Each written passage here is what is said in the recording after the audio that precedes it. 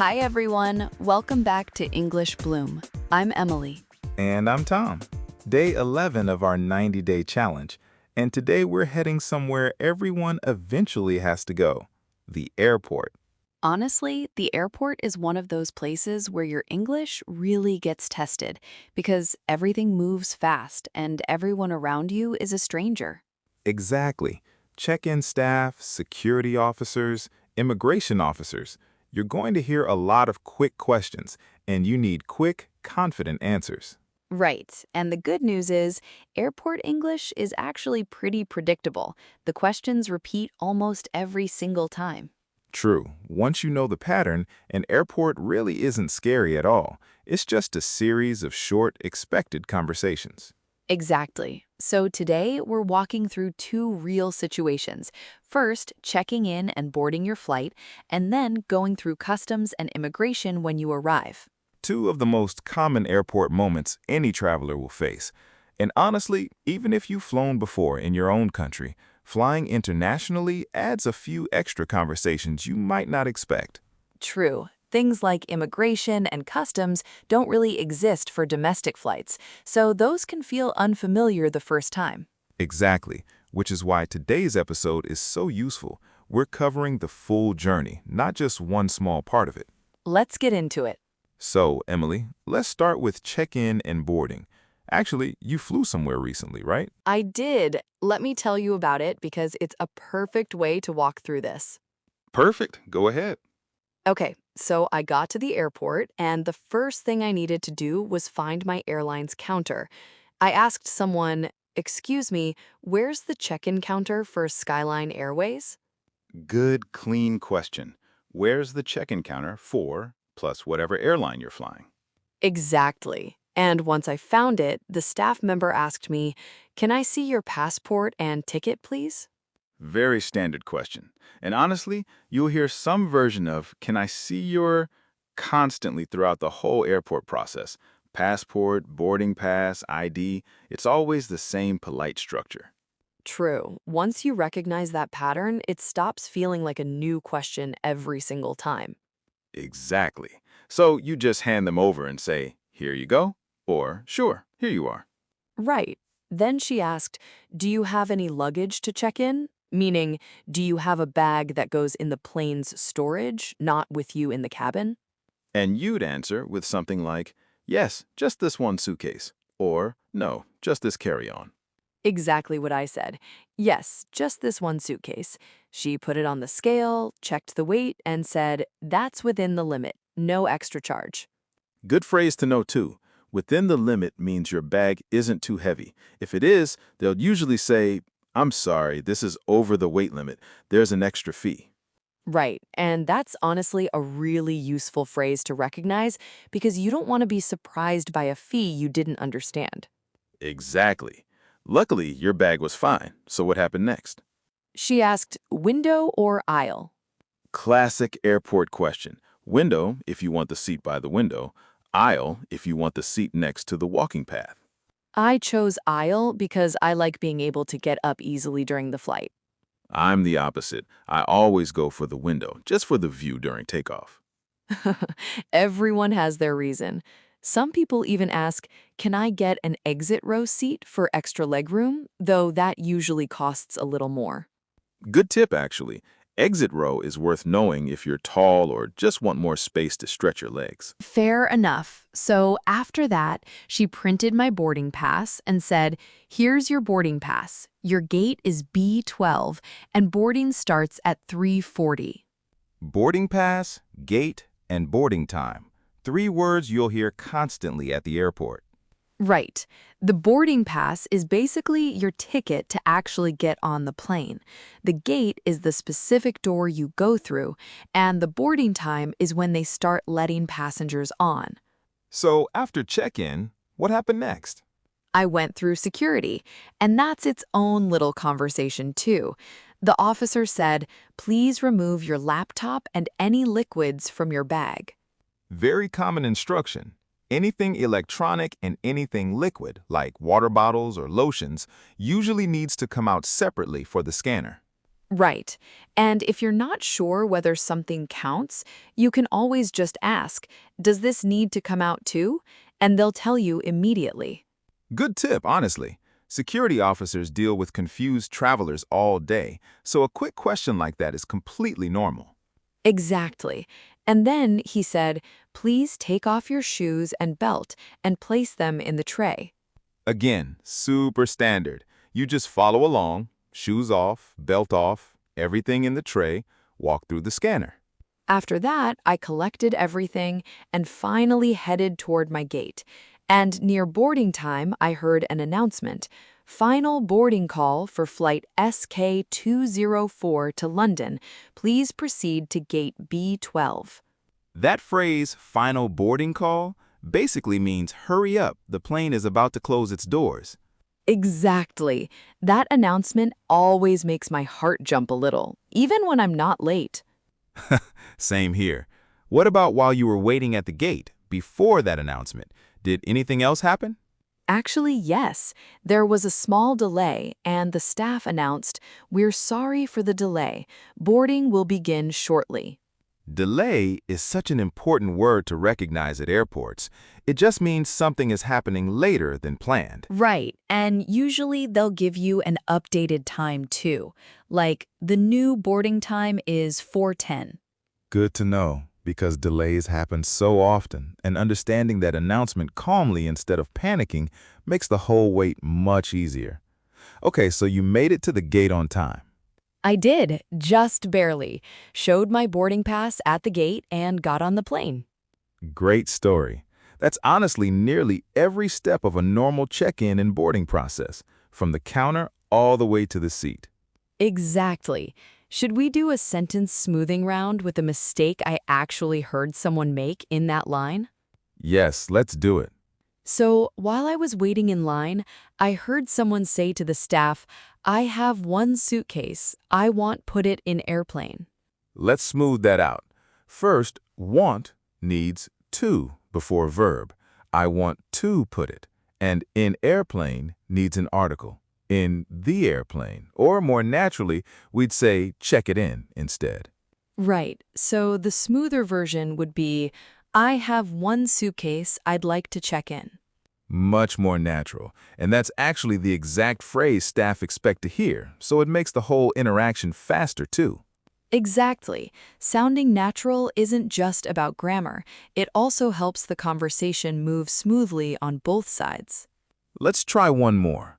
Imagine someone says at security, I have laptop and water bottle, where I put. Let's smooth that. We need articles, a laptop and a water bottle, and the question needs proper word order. Where do I put them? So the natural version becomes, I have a laptop and a water bottle. Where should I put them? Much clearer, and honestly, security staff will understand you instantly instead of pausing to figure out what you meant. Good example. Okay, let's move to our second scenario, because once that plane lands somewhere new, there's a whole new conversation waiting, customs and immigration. Tom, you actually had a customs experience recently too, right? I did. This happened to me on a work trip a while back, so let me walk through it. Perfect. Go ahead. So the plane lands, and before you can even leave the airport, you go through immigration first.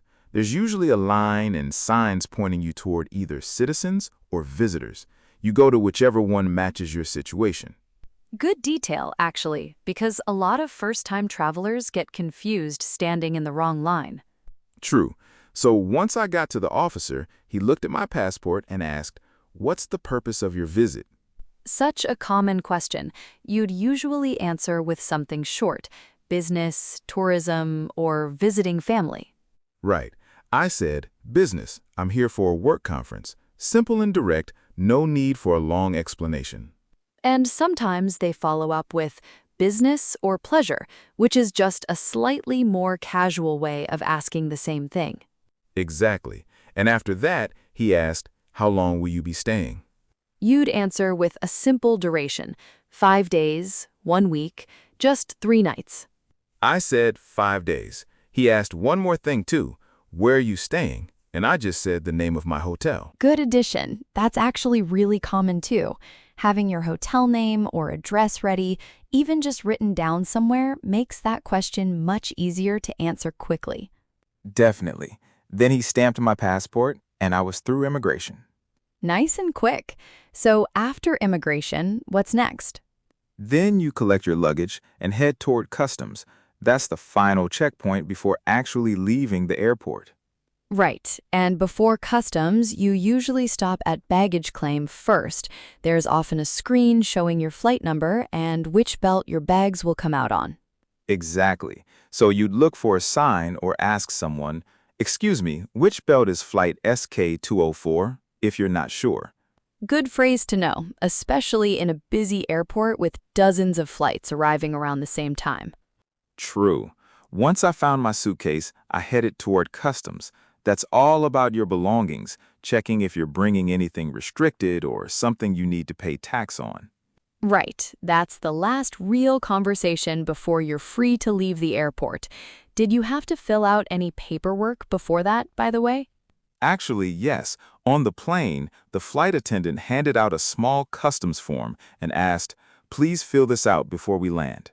Right, that's really common on international flights. A short form asking about what you're bringing in, your address while staying, things like that. Exactly. And once I handed that in at customs, the officer asked me the main question. So what did the officer ask? He asked, "Do you have anything to declare?" And that phrase, to declare, means telling them about specific items, like large amounts of cash, alcohol, or expensive electronics you're bringing in. Right. And if you don't have anything like that, you simply say, "No, nothing to declare." Which is exactly what most travelers say most of the time, honestly. Exactly what I said. He looked at my passport once more, nodded, and said, "All right, enjoy your trip." And that was it. I was through. Such a short conversation for something that can feel so intimidating beforehand. Totally agree. Once you know these 5 or 6 questions, customs and immigration honestly takes less than a minute. That's such a helpful thing to realize before your first international trip. Should we do our second sentence smoothing round? Yes, let's do it. Okay, imagine a traveler says to the customs officer, "I have nothing to declare." Let's smooth that one because it's a classic double negative mistake. In English, you only need one negative word, not two. Right, so it becomes either "I have nothing to declare" or "I don't have anything to declare." Both are correct, just pick one negative, not both. Exactly. And saying it confidently, even with simple words, matters more than people think at immigration and customs. Totally agree. A calm, clear, nothing to declare gets you through so much faster than a nervous, confusing sentence. Great point to end on. I think today's episode alone could get anyone through an entire airport experience, start to finish. Honestly, that's the goal. From the check-in counter all the way to walking out of customs, every single conversation covered. And the funny thing is, once you've done it once or twice with confidence, it stops feeling like a test and just becomes routine. Exactly. The questions barely change from country to country either, so this really is reusable knowledge for any trip. One last small tip too. If you ever miss something an officer said, it's completely fine to just say, "Sorry, could you repeat that please?" Nobody will mind. True. That phrase alone can save you from a lot of confusion in a noisy, fast-moving place like an airport. Good point to remember for any situation, honestly, not just travel. Let's recap today's key airport phrases. Number 1, where's the check-in counter for airline? And I'd like to check in this suitcase. For example, I have one suitcase I'd like to check in. Number 2, window or aisle seat, and simply answering window or aisle. Number 3, boarding pass, gate, and final boarding call, the 3 words that get you from counter to plane. Number 4, at security, please remove your laptop and liquids. And Please take off your shoes and belt. Number 5, at immigration, what's the purpose of your visit? Answered with business, tourism, or visiting family, plus how long will you be staying, and where are you staying? And number 6, at customs, do you have anything to declare? Answered simply with, no, nothing to declare, or I don't have anything to declare. 6 situations, 6 sets of phrases, and honestly, that covers almost every conversation you'll have at an airport. Try saying a few of these out loud before your next flight. Even just once or twice really helps them feel automatic when you actually need them. Exactly. The airport moves fast, but now you know exactly what's coming at every step. Well, that's day 11 done. Thanks for hanging out with us today. See you tomorrow for day 12. Keep practicing, keep learning, and keep blooming. Bye, everyone.